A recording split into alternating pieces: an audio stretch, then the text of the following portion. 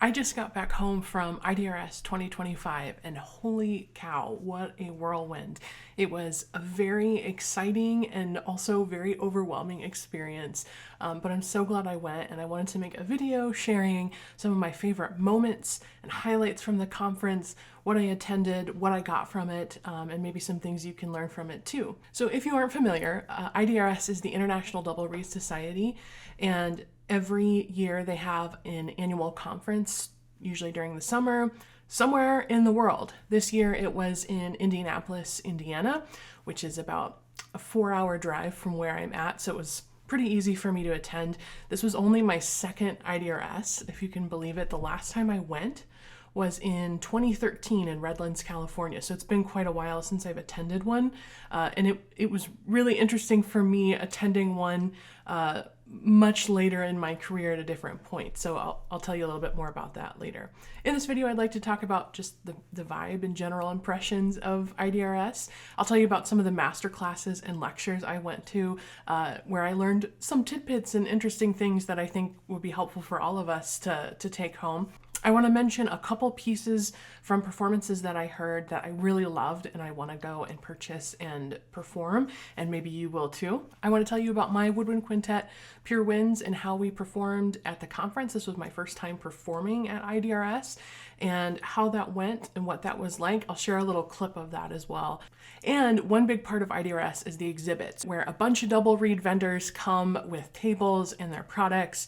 Double reed people and double reed businesses are really amazing people. So I want to give a shout out to a couple of them that I visited while I was there. So I want to talk about just for a second about my general impression of IDRS. And this is, you have to remember, as someone who has only attended it one other time, so I haven't seen like year by year the sequence of IDRS, and I'm not involved in the staff and volunteers and the people who run IDRS, which thank you all, by the way, to everyone, Jackie Wilson, the president, and all the staff, board of directors, volunteers, everybody who put on this IDRS conference. It is a huge deal. One thing that I really noticed at this year's IDRS that was different than the last time, mind you, a long time ago, was that this year, the diversity of people performing and the diversity of compositions being played was way more apparent than the last time.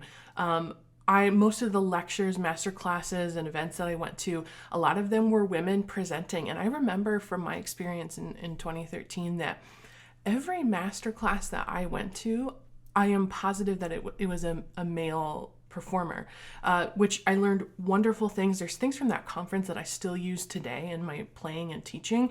So it was a really valuable experience, but I don't remember a single woman presenting at that conference. And I also don't remember quite a vast array of composers' pieces being performed, like living, breathing composers that are actually there at the conference. That's something that I really noticed. And so I don't know if that's like something that has gradually shifted or if it was just a theme of this year's conference. Like I said, I'm not involved in all of the details, but it was really fun to see that and see people with different identities and different backgrounds being performed and presented and given a platform to present their art. And I think the importance of that at an event like IDRS, which is the International Society, is it gives people who might be part of an underrepresented community a chance to have a platform, to have some authority, to have, power, and to share different perspectives in the field of music. And that is something that was really interesting to see, and I really enjoyed. So let's talk about some of the masterclasses and lectures that I attended. And if you're not familiar with a masterclass setting, it's where there is a guest artist who is sort of the teacher or the leader of that particular session. And normally there are several participants, usually like high school or college students, but really anybody who plays something, just a short excerpt for that person. And that person gives them a lesson, but it's in front of a group of people.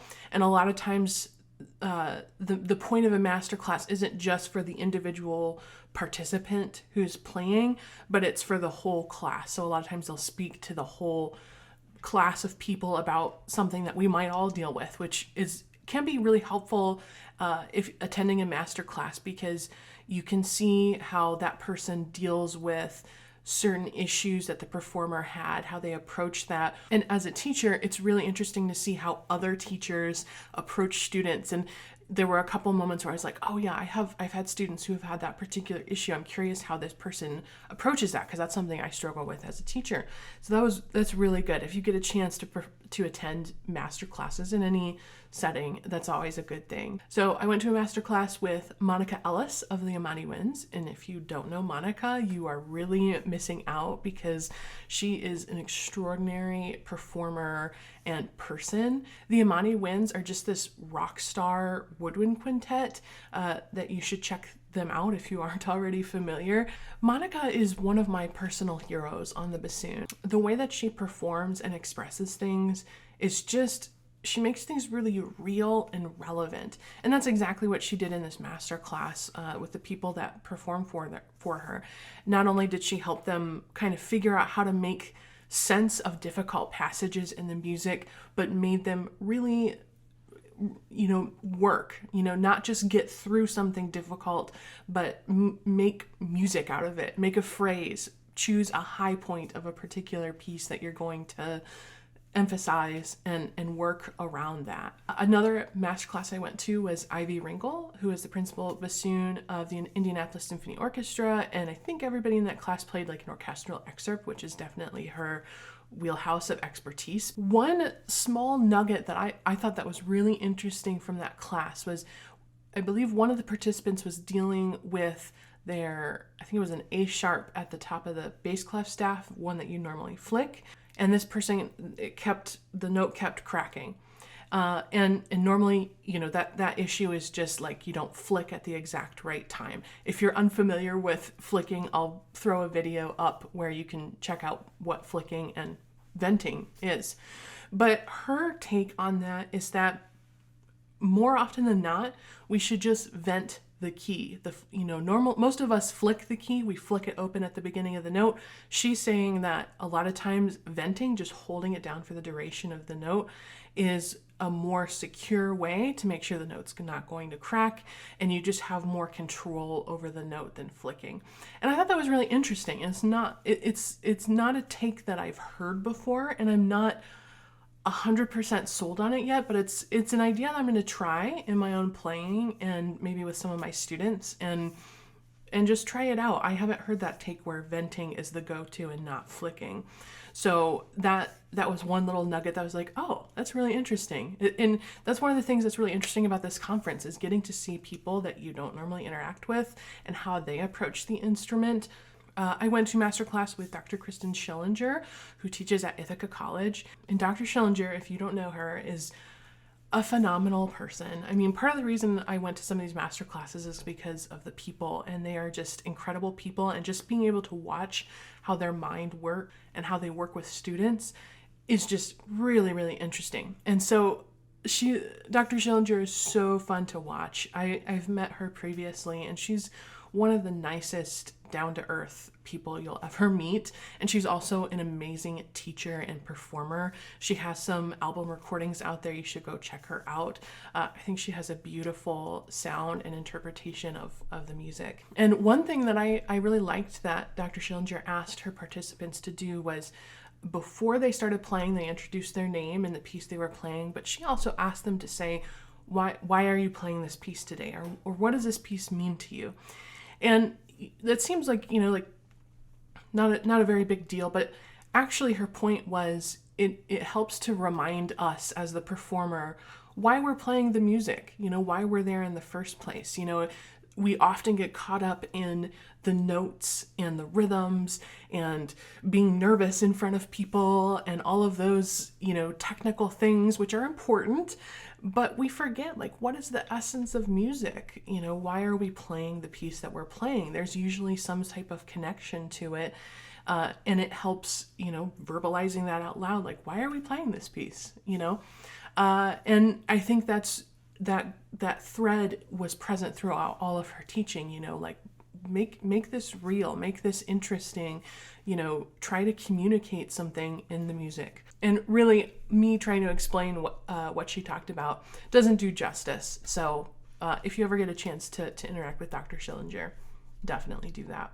The final masterclass I went to was Carlos Clark. I believe he's the principal of the Atlanta Opera. Really beautiful player. This is the first time I met him at the conference. And the point of this masterclass was to find personal meaning and connection with the music, kind of similar to Dr. Schillinger's take on things as well. The participants were playing kind of standard things. I think one of the excerpts was the bassoon solo from Shostakovich 9 Symphony. There's a big story behind that. I won't get into it, but there's a big story, and the time in the composer's life that he wrote that. There's a lot of imagery attached to that particular solo. And it's, of course you need to know those things. It's very important to know what the composer's intention was, but it's also important to connect, like, what is that intention to what is your intention? What are your experiences as a human? And how do you bring that out in the music in a way that works? I thought that was a really interesting way to lead. And I think he said something like the artistic interpretation of the music will inform the other technical things. Like, again, we're always worried about, the notes and the rhythms and all the little bits and bobs in the music, and he was saying, lead with the artistic interpretation, the meaning. And that absolutely makes sense. It's a good reminder for all of us. Why are we playing music? Let's start there and then build all of the other things around that. One more that I want to mention that I meant to before I talk about performances. Developing a strong double tongue technique on bassoon with Dr. Amy Pollard, who is the bassoon professor at the University of Georgia. And Dr. Pollard's lecture on double tonguing was phenomenal. It was really informative, and she had all of these exercises and all these different types of syllables that you use in different situations based on the range, based on the dynamic, based on the type of articulation you're trying to get across. And it just really expanded my understanding and definition of double tonguing. And I have a video on double tonguing on this channel. I'll link it up in case you're interested. But honestly, I'm thinking about really taking a lot of the things that she mentioned and incorporating them into my own practice. And maybe if feel like I've got a good handle on some of the things, that maybe I'll redo that video, because there were so many good things. Oh my gosh, I wish I could go into the details, because there was just like so much, like every slide that she presented, I was like, wow, that's okay, interesting, okay?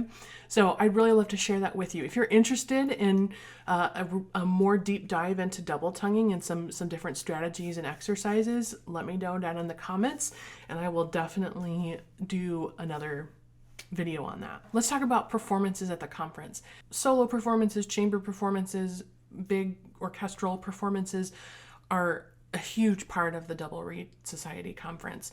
And there were just so many. I did not go to all of them. I had friends who went to some performances that came back and were like, this was incredible. And I was like, darn, I missed that.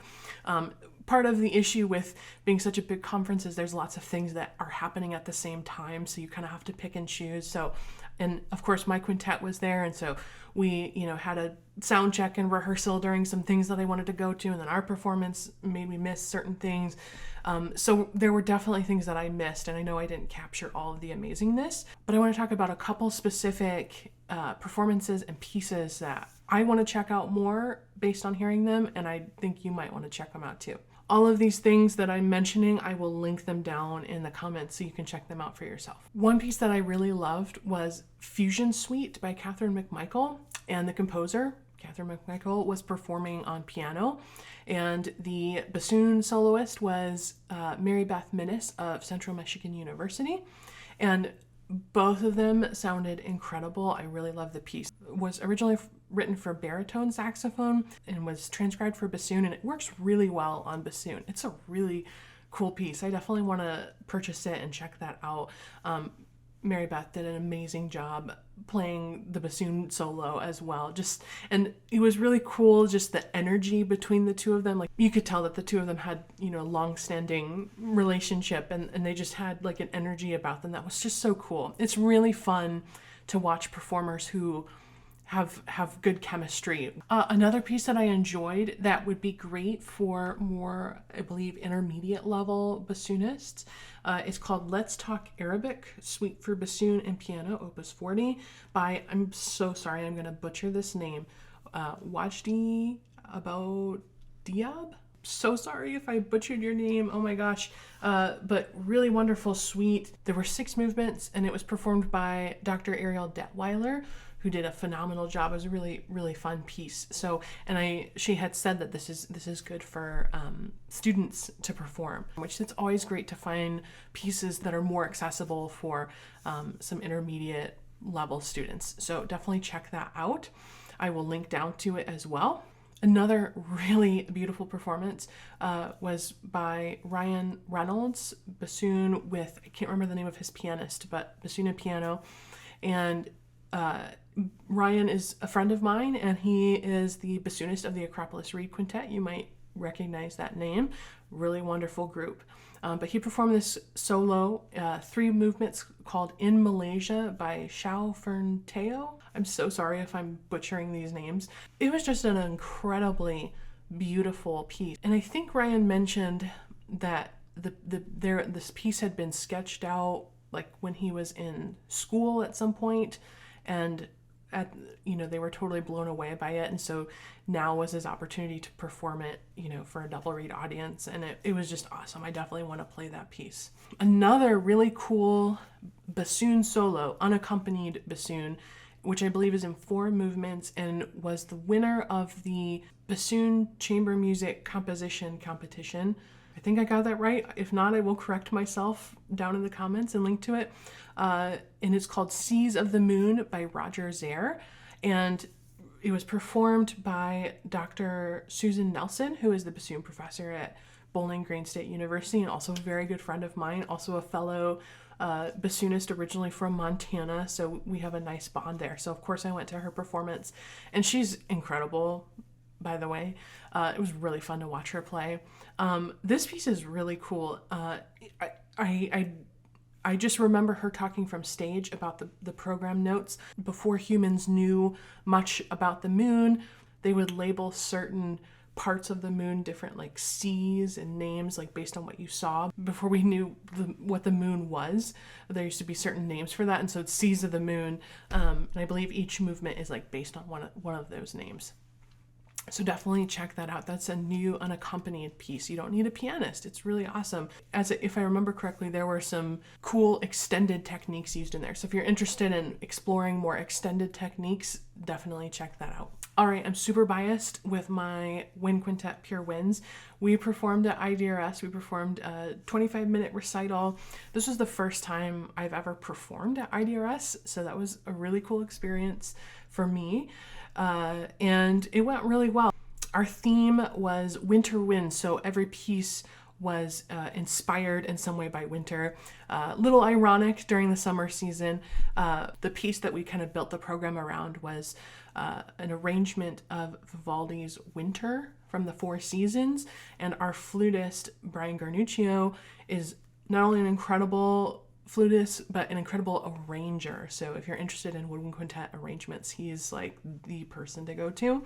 But he did this amazing arrangement of Vivaldi's Winter that we played on the program.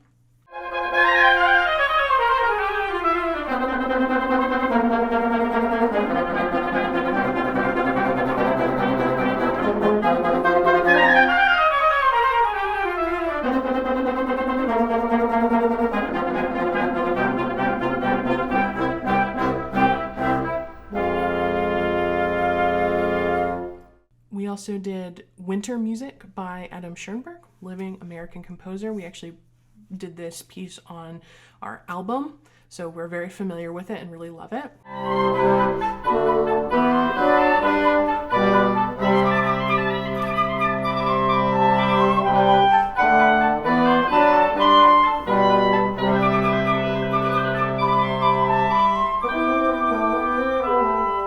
And we did an arrangement of Astor Piazzolla's Winter.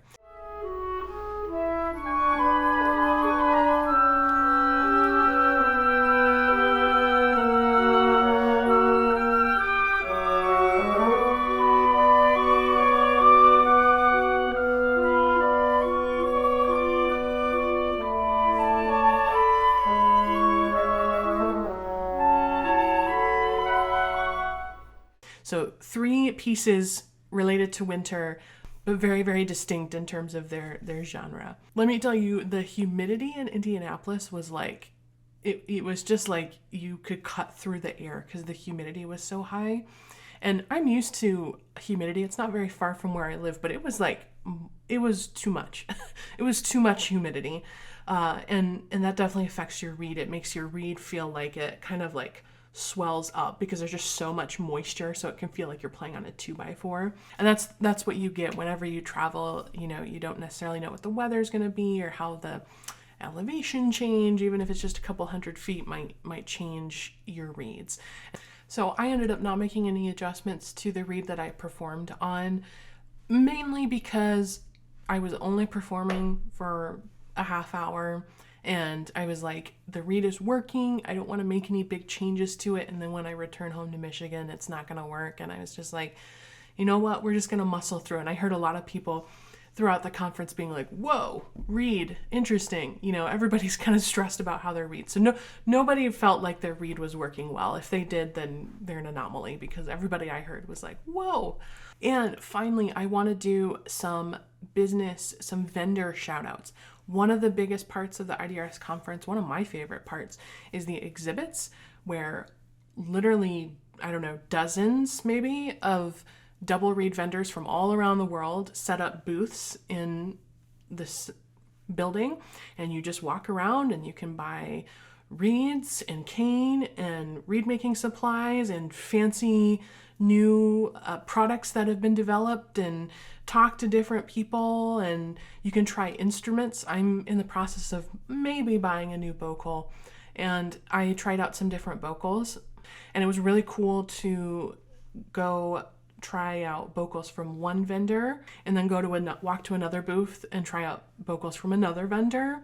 So that was really cool. If you ever get a chance to go to IDRS, that can be a great place to try out instruments, try out bocals, try out different equipment all in one place without going through all the hassle of like shipping and making sure that it's arriving in a good time frame. And for me, I kind of narrowed down like, I kind of like these one or two bocals, so I might trial them at a future point. I can tell you, I wasn't sold on anything in particular where I was like, I need to buy this bocal. But it was good to just kind of try out what was there. A couple specific shout outs. Wiseman cases, which they make cases for all different types of instruments, are based out of London. And I met Howard Wiseman, who's the owner of the company, and I believe the person who built my case.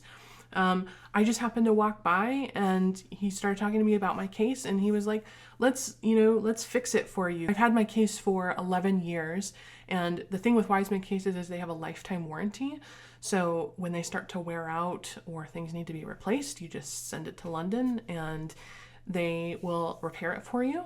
And he was doing some of those repairs right on the spot. I didn't even ask him to. It was super, super nice of him to do that. He replaced a little like kind of rubber foam thing in my case and cleaned up some of the Velcro and, gave me some tips for doing some further maintenance on it, and basically saved me from having to send my case out for its warranty overhaul. I highly recommend you check out Wiseman cases, not only because the cases are awesome, they have lots of cool options and they're just really unique and interesting, but also because the people behind the cases that are making them and running the company are really nice people. I had never met Howard before, and he was super, super kind. I was just blown away by how awesome he is and how awesome the company is. I got my knife sharpened by a representative of Wicked Edge, which is a tool that you use to sharpen your knife. And I have never seen my knife so sharp before. So I am considering purchasing a Wicked Edge because I'm actually amazed. I was not working with as sharp of a knife as I could, and now I'm kind of afraid to use my knife because it's so sharp that I'm like, I don't want it to go dull again. It feels so nice. The fact that he was doing like free knife sharpening was really cool. That's another bonus when you go to these conferences, is that sometimes you can get like a special deal or you can get something fixed or whatnot.